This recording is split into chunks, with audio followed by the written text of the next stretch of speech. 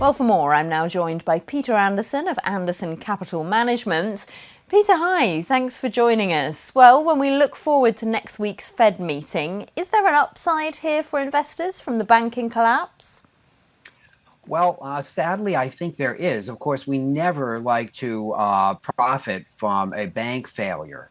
However, in this case, it's more complicated than that. And one of the things I'm thinking is happening is when the Fed has raised rates so aggressively for the past 1 year, in fact, it's been a year this March, things will start to benefit, or should I say, be impacted by those rates. And I think the SV Bank failure, although complicated in terms of who done what, but in general, it did come to the forefront because of the rate hikes. And so I think the Fed next week will have to admit that they are finally seeing some impacts from these rate hikes that have been so delayed in terms of seeing an impact. It is sad that the impact has been a failure of a bank, and nobody really could have predicted that, but that's how the chips have fallen.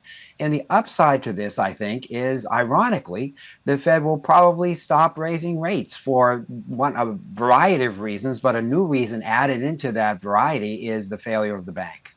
Just to be clear, are you predicting there won't be a rise at all next week?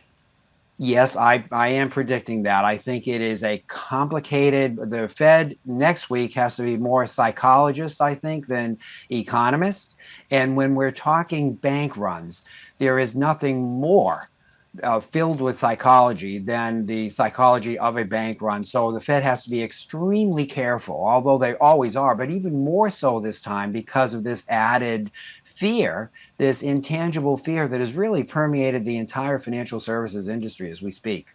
What needs to be done, Peter, to kind of stave off some of this intangible fear? It doesn't seem as if last night's bailout of First Republic has done much to shore up faith in some of these smaller banks.